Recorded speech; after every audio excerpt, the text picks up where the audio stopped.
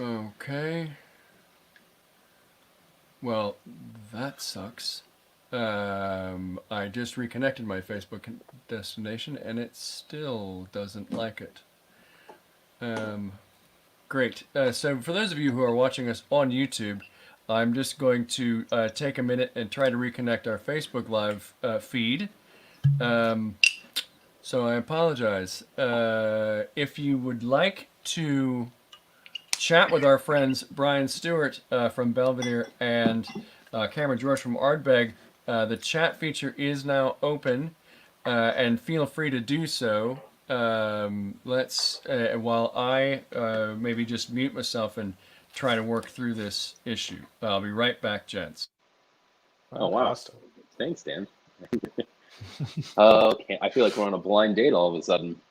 I know. You know what? Well, I guess the folks who are following and are subscribing and watching on YouTube, as Dan is getting our Facebook reconnected, haven't necessarily all gotten to meet you yet, Mr. Brian Stewart. So originally from California, Grew up in California, born in New grew up in Jersey. California. Okay, Yeah. all right. Yeah, grew up in California. Got into excuse me, the bartending industry in Los Angeles. Actually, my first bartending job was at the Lakewood Outback Steakhouse, um, and yeah, lots of wallaby darns and frozen Ritas. Excuse me, Love dealing it. with a little bit of a cough, but I mean, I've been in the bar industry, bartender, almost 20 years. Opened up places like the Soho House, Petit Hermitage, and then, much like yourself, kind of found myself in the Moet Hennessy mixology team, and then moved on to become. Actually, I don't want to say moved on because the mixology team was, I mean, just amazing, but moved over to the Belvedere national ambassador, and I am a vodka guy, and I love vodka. Yep. This is absolutely true. I know this about you. One of the things that I absolutely love about you actually is that you have this like never-ending thirst for knowledge and experiences at the same time. So I know you to be a incredibly well-composed thrill seeker as well. From what I hear, you're also a pretty good surfer as well. So that California kid in you is still very strong. Um, Do love surfing. as we were kind of ramping up in a little bit of the pre-show, kind of in the green room, if you will, behind the scenes.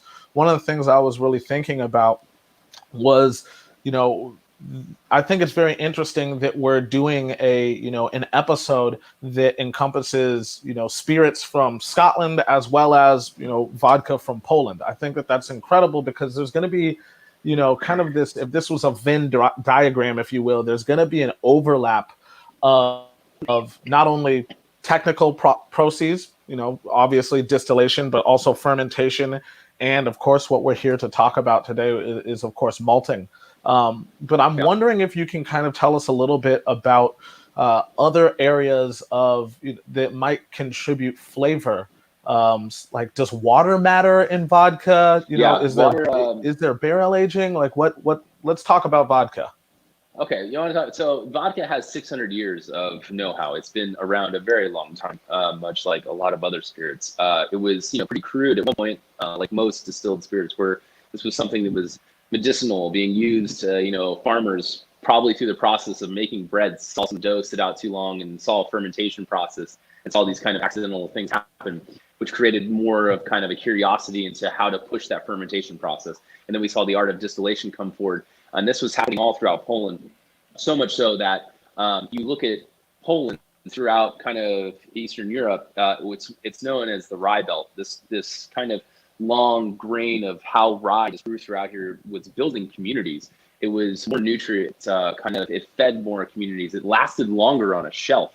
So distilling from rye kind of was like the next step. So much so that the lords and kings of the lands forbid people from fermenting their rye, because at the time there was a beer called Rodenbacher that was very popular, and it became so popular that people were drinking their grains as opposed to eating them, which is why a big reason why all of a sudden we saw the switch from rye to barley take place, and kind of why that switched into kind of beers. But as far as flavor goes in vodka, absolutely, just like how anything else that you distill with, you're going to end up with it, assuming that you don't add things into the process along the way.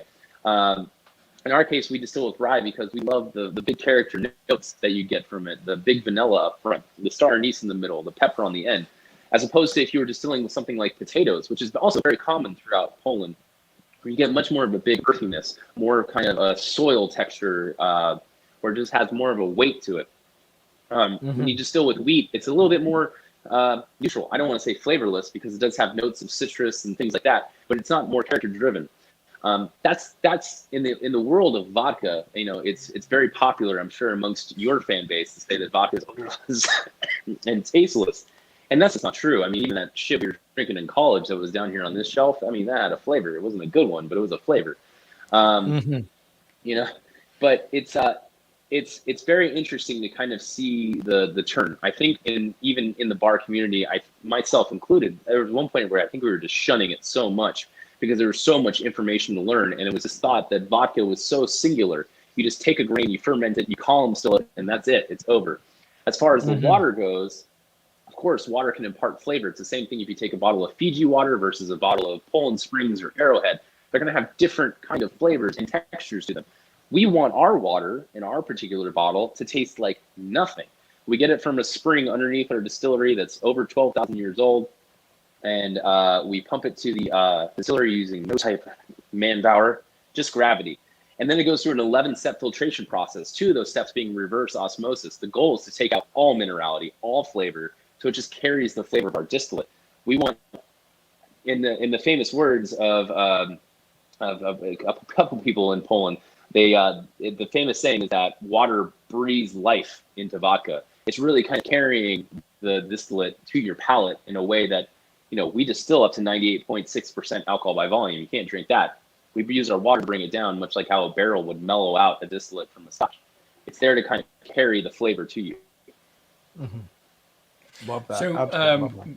we are live on Facebook on the Highlands to Islands feed. My personal feed has crapped out for whatever reason, but we're also live on YouTube. So thanks everybody for joining us. I apologize for the technical issues there at the beginning. Brian, thanks for those insights on what it is that happens at Belvedere. Part of the reason that we wanted to have you on the show was because you're awesome, but secondarily because y'all have just launched a new product that incorporates a little bit of malted rye. And so with Cam and myself, our home products, not home as in we've made them here, but Glenmorangie and Ardbeg, are of course derived from malted barley, and the world is used to the idea of malted barley.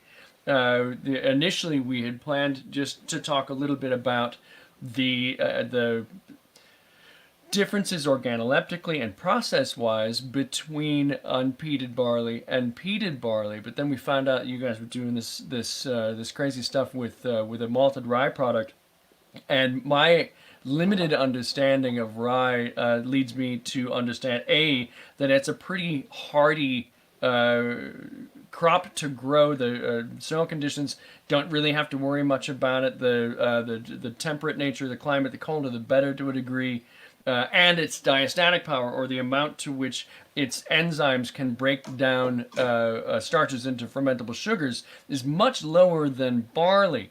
So we'll want to dig into that a little bit with you as we move through the show here. But in terms of how malting and peating affects the two products, the two macro categories, Glenmorangie and Ardbeg. Of course, on the Glenmorangie side, we are using a barley that is incredibly lightly peated, 2 phenolic parts per million of phenol concentration or lower, which is essentially unpeated. Ardbeg, on the other hand, is using an aggressively peated barley. So we'll just rattle off some of the basic steps of malting. And then 27 Cam will, times that, actually. yeah, a Yeah. lot. So the shorthand 55 is to a 65 lot. parts per million. Yeah. So we'll just rattle off the sort of the pillars of the malting event, and then Cam, if you want to just kind of roll me through the experience of a barley grain going through Port Ellen maltings on Isla. And then we will talk about just a couple of different products that are distinct examples of difference of extremes in the malting process for us, and then we'll incorporate Brian into a broader discussion of the malting of rye versus barley and the creation of a product from that malted rye versus the creation of a malted barley product in a pot still, column still, all that fun stuff.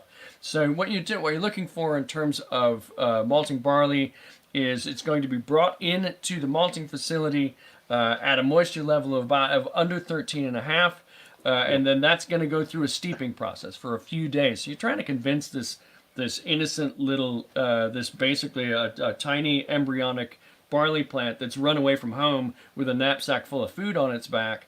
You're trying to convince it it's spring and time to open up the knapsack and start growing. So the steeping happens is all the unmalted barley goes into the steeping vat. The water gets added, gets drained, gets added, gets drained, gets added, gets drained over the course of 3 days. And then the germination begins. There are a few different ways to do that. It's either a floor maltings, a salad and box maltings, which is sort of a long, narrow thing with a corkscrew kind of a business that runs up and down the length of those rows and turns and lifts the barley out of the bottom of the box, thereby sort of keeping it from getting tangled, releasing heat, and allowing it to germinate in a progressively healthy way. And then there are commercial malting facilities. They either happen in a drum, or there's a thing that's called an SGK vessel, where the steeping, the germination, and the kilning all happen in the same vessel. It's a relatively modern affectation, but by the end, you've got the beginnings of the conversion of starch to fermentable sugars. The alurone layer right under the barley husk has been activated so that the enzymatic activity, the alpha and beta amylase, start to go to work on the starch grains that the little embryonic plant ran away from home. It starts to eat his sandwiches for him. And then at the end of that equation, you've got fermentable sugar. Now, the step that Glenmorangie barley does not go through in any real capacity that Ardbeg's does is peating. So, Cam, you've taken the tour of Port Ellen maltings. Obviously, you've been intrinsically involved in the production of a number of Ardbegs, including the new Wee Beastie. So, tell us a bit about how that peating process works and what you think the net effect on the palate is of the use of peated barley. Yeah, absolutely. There's, of course, with all the distilleries, or I should say some of the distilleries on Isla have a really a beautiful relationship with Port Ellen maltings. There are a couple distilleries on the island that actually don't use Isla Port Ellen maltings as their as their supplier of malted barley, right? Actually, so much, and it's very, very interesting times with Ardbeg right now, as we actually hired Colin Gordon to be our next distillery manager. Colin Gordon comes to us from Lagavulin, but also has managed the plant at Port Ellen malting facility as well. So somebody who knows on a very microscopic level the raw ingredient that helps make all of our absolutely delicious and incredible whiskeys. So as you're walking up to the malting facility, or even as you're driving past it, you can smell it from miles away. You can identify a great malting day, a great day at the maltings, or a bad day at the maltings based on the aromatic profile of the surrounding area. It's said that a great day on Isla, it's actually going to smell of light and kind of aromatic, very fresh strawberries. And that is indicative of healthy germinations happening at the malting facility. A bad day on Isla means it's going to be rainy and overcast all day, and it's ultimately going to smell of kind of semi-damp, week-old cardboard. That's indicative of a poor day at the malting facilities. I'd heard Brendan refer to yogurt like a kind Mhm. of a yogurty smell in the air. If you arrive at the malting facility and you've got that sort of berries and yogurt thing, you know it's Yep. going to be a pretty effective day. But yeah, the whole wet cardboard thing is the opposite of that day. Is the Probably exact not a opposite banner of that, day. right? Yeah, not a banner day at all. For Ardbeg, there were floor maltings. Unfortunately, that hasn't been a part of the brand's like ethos and core for some time now. There's rumors of maybe bringing them back. I don't know. I've probably said too much for the fourth week in a row. Might get fired there. Um, It but was really nice knowing you. uh, Okay. Slanjava, I'm out. Yeah, I'll see myself And I'll later. see you. Yeah. But on Isla, we make especially at Port Ellen malting facilities, they specialize in making heavily or phenolically rich peated malted barley. So for those of you that haven't been to the island or actually haven't been around Scotland, but there's actually peat that grows all over the world. There's actually peat that grows in Poland as well, or forms in Poland. But Oh, this there we go. is a small chunk of some peat moss that we ended up smuggling back from the island. Again, probably said too much right there. It was nice knowing you all, but this is an incredibly important step for the malting process of peated whiskeys. As you are drying this freshly germinated, malted barley that has a wonderful kind of like what you call chitting happening, where you're starting to see the rootlets of the actual seed start to come out the bottom of it, like it's trying to put down roots ultimately, right? Then what we're going to do is we need to actually dry and stop that malting, that germinating process. So what you actually do is throughout the first 15 to 17 hours, what you call pre-break, you actually use peat as the naturally occurring fuel source to dry out that malting barley. What this is going to do is actually create a lot of smoke, not a lot of heat, and it's going to allow a lot of these phenolic compounds to start to ride. It's kind of a vehicle for these phenolic compounds to ride up to that malted barley on, and kind of because they are hydrophilic. It's going to basically adhere right to the outside of that malted barley. And ultimately, when you pop a grain of that malted barley into your mouth and be able to taste it, you're going to not only smell this delicious kind of barbecue, incredible like grain rich aromatic, but you're also going to be able to taste this acidity. You're going to be able to taste kind of like a barbecue-esque or baked breads, smoked breads aspect. Really beautiful raw ingredient for us to begin the journey with at Ardbeg. I just happen to have a little dish of peated barley here in front of me, and I'm just kind of taking some aromatics off of it, and it is just delicious. There's something. There was a new DJ barbecue clip that got posted on the Ardbeg social media pages, and he talks about the sort of the primal relationship between smoke and food, and it goes back to, from an evolutionary perspective, food treated to fire is safer to eat when you are a cave person. So there's an intrinsic weaving together of those concepts in the human psyche that it makes it a mouth-watering sort of, not, no, granted, peated whiskey is not everybody's cup of joe, but for the most part, that aromatic triggers that idea of salivation, of the anticipation of food, and so on and so forth. So I'm just sitting here essentially huffing it on camera, and it's amazing. Something to me that we always talk about, Dan, and it's one of my very favorite things for us to discuss, is the relationship between the way things smell, right, and our sense of memory. I also think that there's a connection between the aromatic profiles of barbecuing and cooking with fire and the human experience, right? Those two things are forever linked and kind of go hand in hand, and will forever go hand in hand.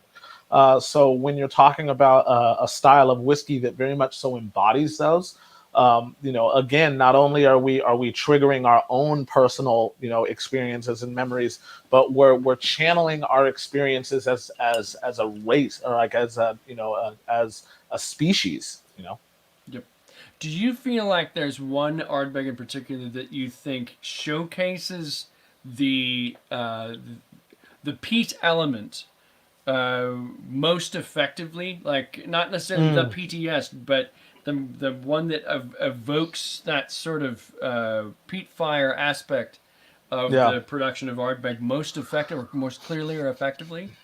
I've got two answers to that, if that's okay. So first, I would say Ardbeg Wee Beastie does Oh, the nice, yeah. best job of taking you as close to the peat bogs of Isla, right next to the Macquarie. It basically plops you down right in the middle of one of these peat bogs because there's less influence being directed by the transition of, or I guess the flavors imparted by oak, essentially, because it does have a component of ex bourbon and ex sherry. I also think that in terms of being able to showcase the human experience of grilling and barbecuing, and really embodying those, I would have to give it to Ardbeg Ugadal. That whiskey just drinks like a bonfire out Truly. in a peat bog. Truly, and it's one of my favorites. I know that there are millions of Ardbeg fans around the globe who espouse Ugadal still as their favorite among the Ardbeg expressions, and also their favorite peated whiskey, which of course I understand thoroughly and completely. On the Glenmorangie side, almost everything that we do at Glenmorangie is based on a pale malt, a fairly stock unpeated pale malt, with the exception of our estate grown stuff. So Cadwell Estate 15 would have been barley that we grew entirely on site on the Hilton of Cadwell near the distillery at Glenmorangie, and Signet. So Signet involves two different quite unique things that happen on a barley level. One is estate grown barley. The other one is high roast chocolate malt barley. So I'm just going to hold that in front of camera one and do this clever thing for just a second. There's Gwen inspecting the barley as she does every day. So the idea there is roasting is not the same as peating. Roasting is actually sort of tumble heating barley until it takes on these Maillard reaction or these caramelization notes, and the resulting whiskey, Signet, which you can kind of see on camera 2 there, is absolutely scrumptious, but it has that sort of espresso or mocha element to it that comes not entirely from, but to a fairly high degree from the roasting of barley. So that's one of those things. We talk about malting of barley quite a lot in the process of making whiskey, but roasting doesn't happen that often. As a matter of fact, in Scotland, it only happens in this whiskey. So that's one that's a real standout for us. But that's single malt Scotch whiskey. Now, when we're talking about vodka, and Brian, you'd mentioned it at the top of the show, vodka has connotations, and the U.S. doesn't help in terms of defining it as colorless and flavorless and odorless. That does It actually on just paper, changed that definition. I'd heard that, which I think is a long time coming because it was really never true. But what Belvedere is doing in terms of specific estate expressions, and now this malted rye thing, I just think it's absolutely fascinating. You want to tell us a bit about what's going on with that stuff? Yeah, and I think it's interesting to the point, even talking about vodka, and standing next to you two gentlemen who know everything, and I'm sure you're learning every day, but the amount of knowledge that you are expected to know about the grains and the peating and the smoke aspects of your spirit is kind of what is expected in the whiskey world. It's never not really expected in the vodka world. It's kind of this idea that, again, it's a singular, and there's not much to it. We've never believed that. And malting our rye was kind of inherently our next step. It is a process that was, we're doing something new by rediscovering something old. In Poland, they had to malt the grain so that they had those sugars that you're talking about. There was no commercial yeast 600 years ago. There was no, not even, a couple hundred years ago. They had to do this element to get to where they were to distill it. For us, this was just a natural process. We're continuing to understand our rye grain, even though we've been around for over 25 years. And again, there's much more knowledge. Our distillery is around for 100 years. But understanding what the grain is doing and how it's being treated in our original vodka, which comes from 8 agricultural sources, to putting it into the single estates, which are coming from 2 single sources, and understanding the difference in flavor there was a huge kind of step. And at first it was an experiment, and it became something bigger than we ever expected.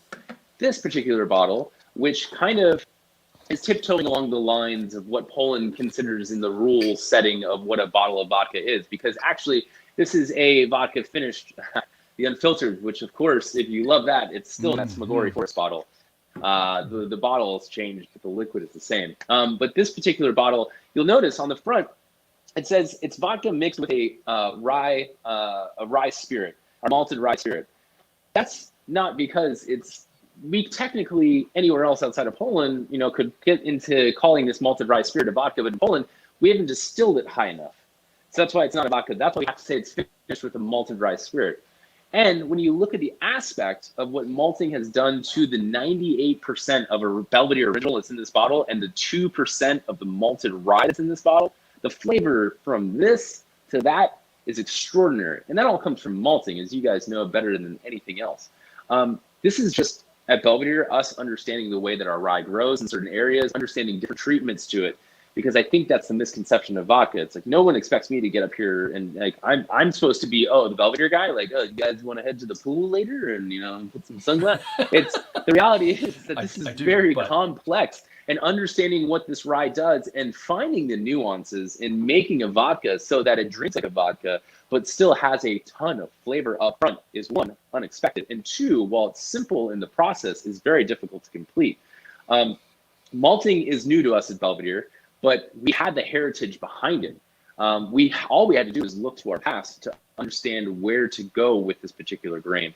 The technological advances, I think it's important to talk about, probably more in the aspect of column stills, like something with vodka. It's kind of literally grabbing something from our past, putting it in a time machine, bringing it to these technological advances, understanding it on a chemical component to such a high degree that you're able to dial in on such a precise level that you end up with something, one, that the earth is giving you, but through distillation, dialing it into kind of what it is that is the fullest expression of what the grain can be. When you'd mentioned, before we actually went live, we were talking a bit about the substantive differences between something like Belvedere Pure or even the estate selections and this new Heritage 176. And you'd mentioned mouthfeel, which I think is a pretty, incredible thing.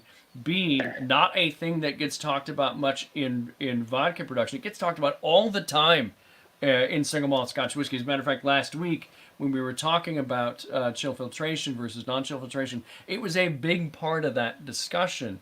And sometimes there's this misconception in whiskey that mouthfeel all comes from lipids.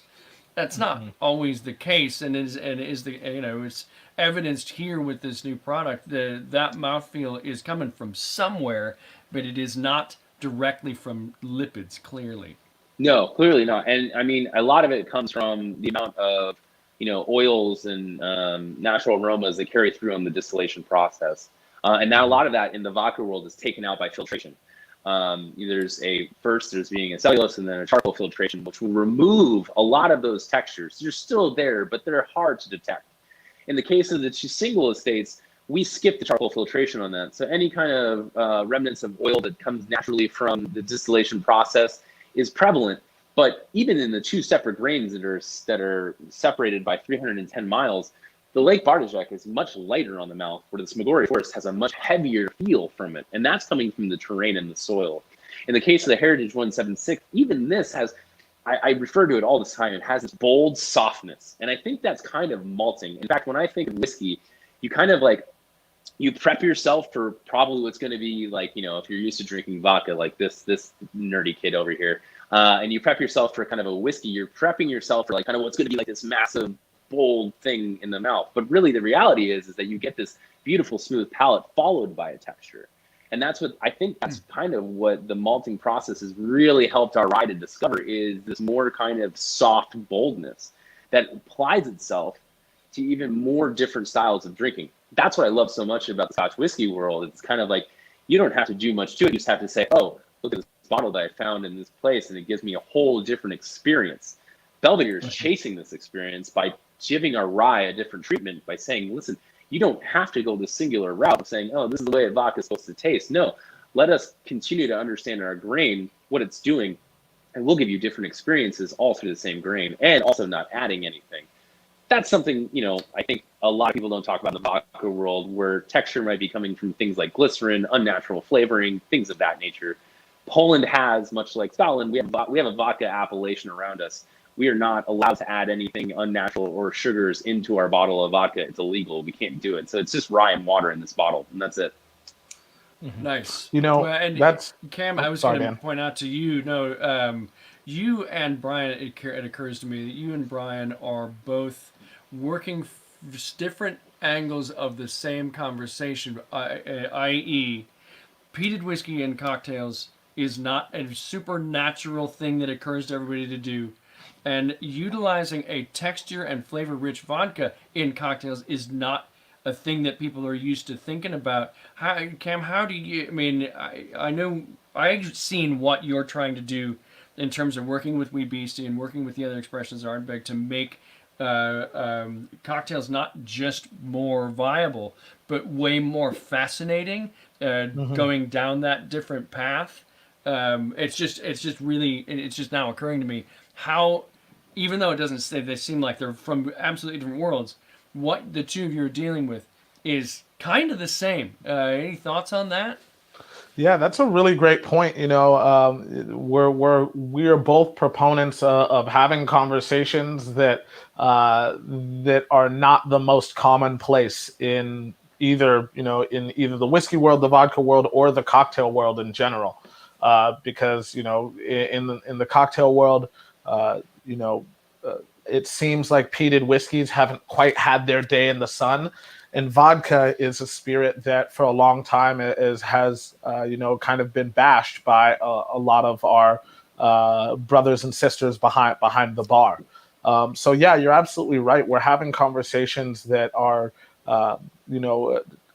similar in their nature. One of the things that we've tried to do, and I hope that everybody who's following us on Highlands to Islands goes over and starts following us on Whiskey Through Food, but really trying to explore the world of cocktails through food and whiskey pairing, and then taking that same exact ingredient and applying it to a liquid libation as well. It's a chance for us to have a conversation about being conscious about what you eat and what you drink at home, in terms of food pairing those things, but then also how to equip yourself with the best, mixology and home bartending skills that you possibly can have to start getting creative on your own as well when I'm not there and not in front of the camera for us.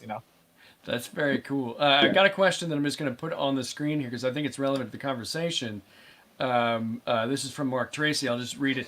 With the progress in vodka innovations such as Heritage 176, together with new innovations in Scotch, using different barrel finishes, etc., and making more precise whiskeys on the palate, do we think Scotch and vodka are going to start belonging in similar drinks? You guys want to take that one and run with it? I mean, I'd like to answer first, and then Cam could probably argue with me on this. I think so, yes. I think when you have kind of like that gray area or that vanogram that we're talking about where there's this overlap, you have to have, one, a particular vodka that has a big boldness. Am I going to make a Remember the Main with, Lake Bardajac? No, I'm not. I have to put it up with something like some Gory Forest that has a big, bold punch to it. It has the ability to so you still can taste the vodka. That's been the misnomer of vodka cocktails. It's kind of that, I saw it all the time, particularly at bartending in LA. We'd spend all this time making this outstanding cocktail menu, and you get somebody to come up to the bar and they're like, I really like all these things. Can you make it with vodka, even though it said tequila or something like that? It's finding the flavor nuances in a vodka that's bold or light and understanding how they apply to particular cocktails. You have to treat, the vodkas behind me, or any vodka for that, understand what it tastes like. If something's super sweet, on the ingredients that are going in, you don't want to use a corn vodka because corn inherently is sweet. It's just like how you wouldn't probably want to use bourbon for a particular cocktail as a rye whiskey. They're going to have different counterparts. They're going to have different elements in how they react to the flavors around them. Just like Cam said, it's understanding the flavors that go together and understanding how to highlight the spirit. Because at the end of the day, you want to highlight what's in the bottle, not the flavors around it. Yeah. I actually I don't have anything to argue with you about on that. I think you absolutely nailed it. Not only do I think that they are, will start to go into the same cocktails, but I also think that, that they already are doing that.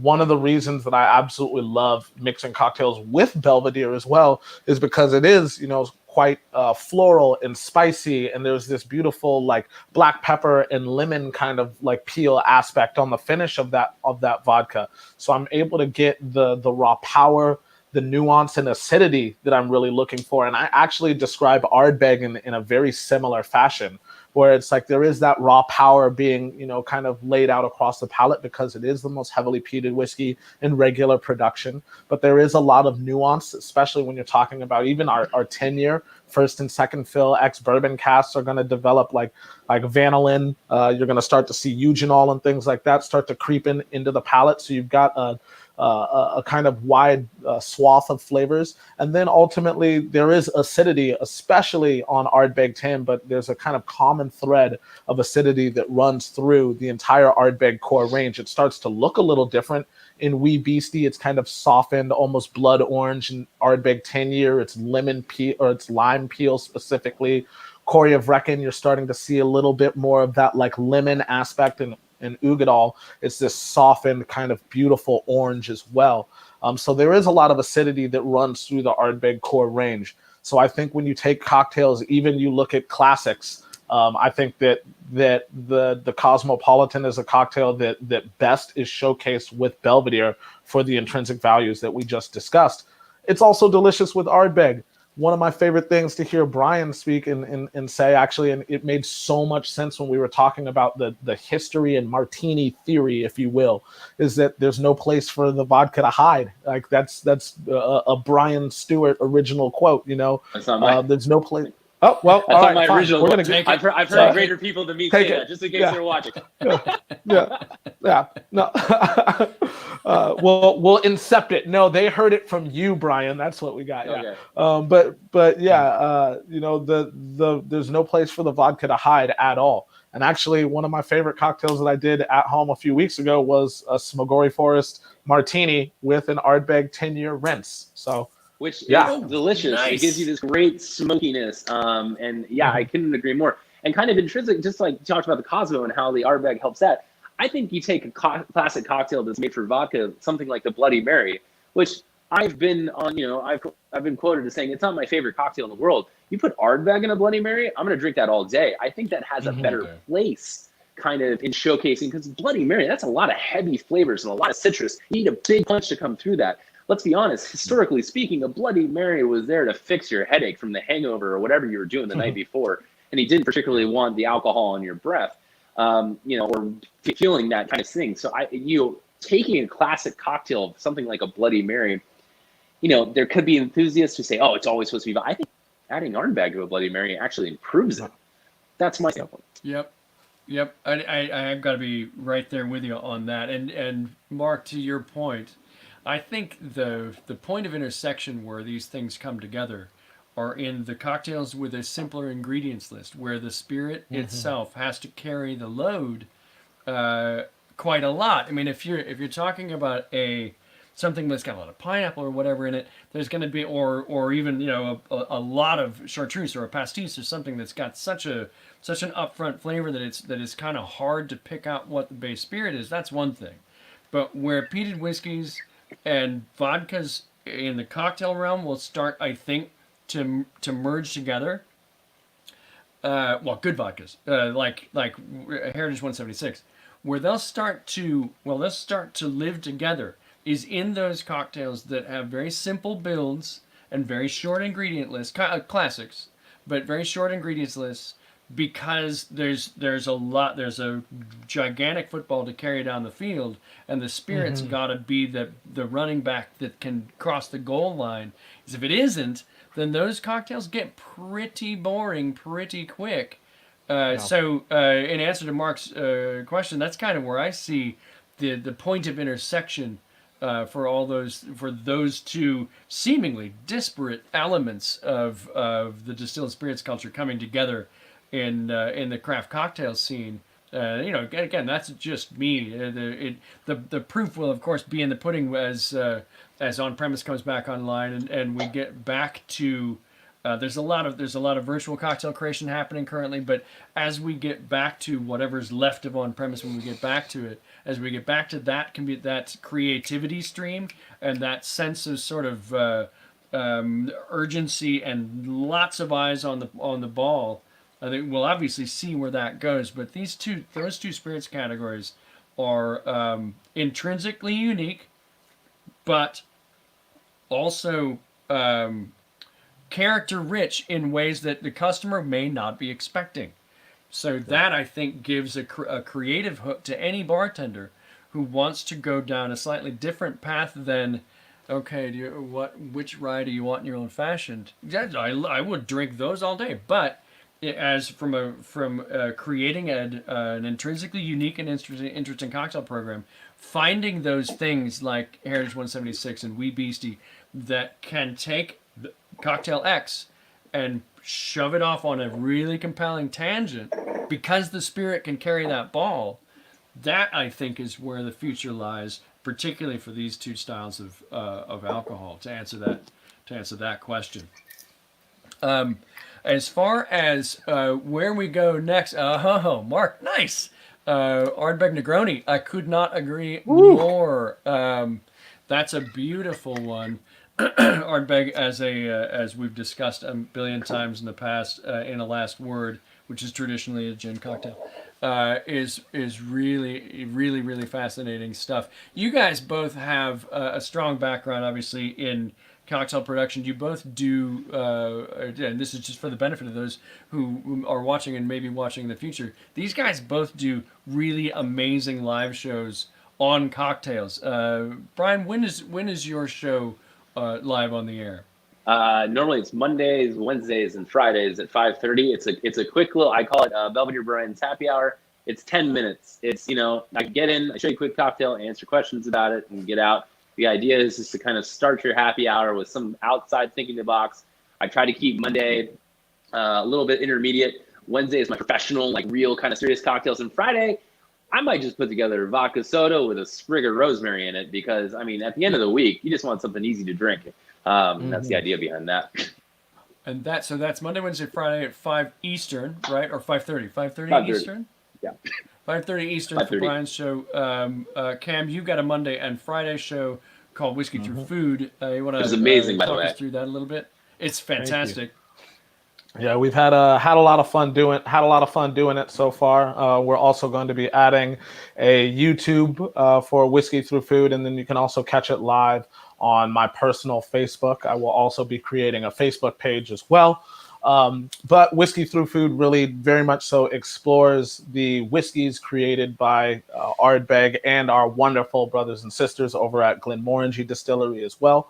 We'll be also featuring some of the other personalities from Moet Hennessy and some of the other spirits from Moet Hennessy as well as we continue to progress. But it's really about food pairing, being conscious about what you're eating, what you're drinking, and how those two things, have can have a beautiful relationship together. Then also about kind of rating your kitchen cabinets and getting creative with what you find in there. Sometimes it's Oreos. Other times it's Jamba Juice smoothies. I might have given away a later episode right there, but lots of fun. Speaking of Jamba Juice smoothies, what was the one that we had in Phoenix? That's what we're going to be doing. It is the white gummy bear magic Jamba Juice. Oh yeah. my God, it was so good with Ardbeg. With Ardbeg, yeah. Believe what I was drinking. We have a compelling question from Angela Stewart. So I'm going to throw this up there. Brian, you may want to take that one. It's a good question, though. But if Heritage 176 is, if Heritage 176 is my quarterback, what cocktail is taking us to the Super Bowl? On the rocks. On the rocks with a lemon twist. On the rocks. On the rocks with a lemon twist. If you're feeling saucy and you got a hard team in front of you, crack a pepper. We'll get there. It's all about driving. Nice. It's all about driving through the line. QB cocktail. Who is this? Can we block this Angela Lawrence Stewart? I imagine that you may know her on some I- level. Is that correct? Since you Very well. share a last name? She's currently keeping me alive and my child alive. Oh, because good. I'm, like, So dying yeah, from for this those cold. of you tuning in, yeah, Belvedere Brian is suffering from a bit of a cold. So we appreciate obviously your willingness to step up and join us on this show. Cam and I are somewhat deeply entrenched in the whiskey industry, and we both see how limiting that can be sometimes. And so having you on the show is really really exciting because. I've always dug Belvedere a lot. When Unfiltered came out, when 100 Proof came out, they just always pushed that envelope and never allowed people to just assume that vodka was a static thing for all of time. So Yeah. just And I think impressive stuff all the way around.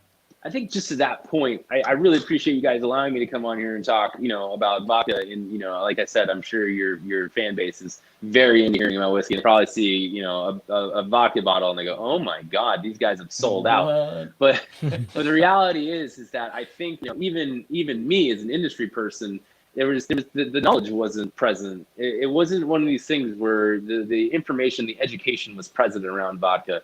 And I think when you take a vodka like Belvedere, where our concentration is that we're a vodka made with nature, like there's nothing else that goes into our bottle, because that I think was the damaging part to the vodka world, and why a lot of tastemakers and bartenders really said, I don't need to deal with this anymore, and I don't need a distributor coming in and trying to sell me a Fruit Loop flavored, column distilled, blah blah blah, that just is overpowered with artificial flavoring.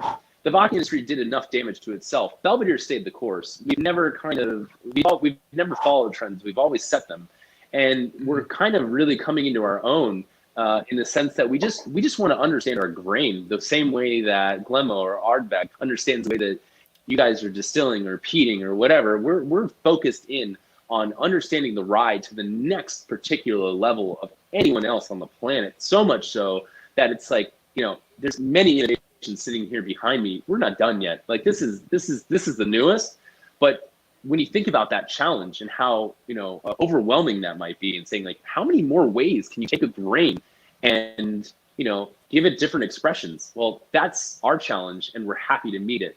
And I think just to everybody who says, oh, vodka's awful, particularly in like a whiskey crowd, I'd say just before you say it's awful, it doesn't have any taste, it doesn't have any flavor, if you have the chance to try Heritage 176, or if you have the chance to try Belvedere Smigori Forest, I think those two particular bottles might meet you halfway in saying, I love Scotch, and vodka's awful, to I love Scotch, and there's some vodkas that actually have a lot of flavor.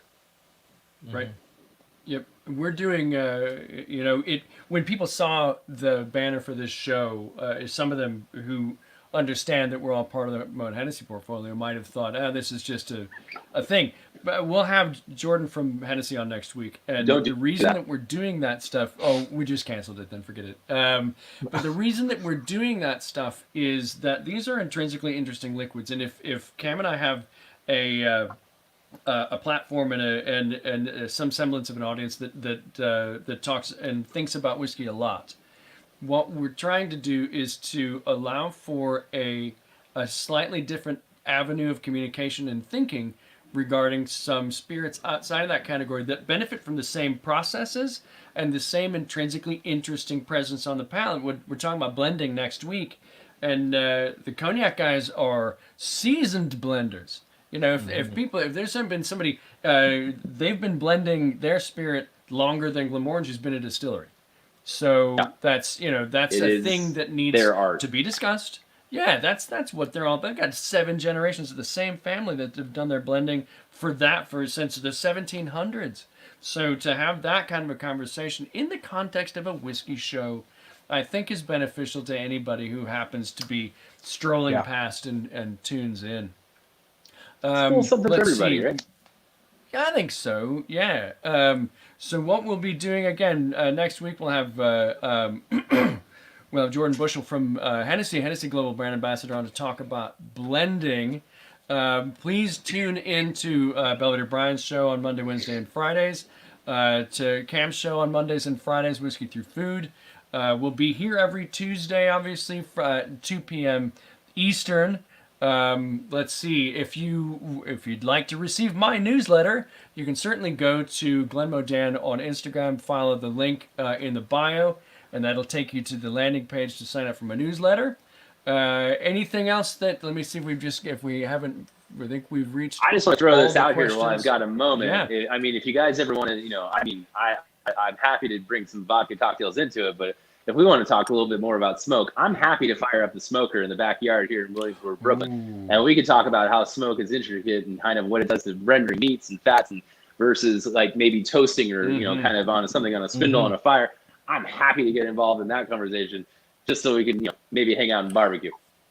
What's interesting about that, a couple of Glenmo plugs here before we go.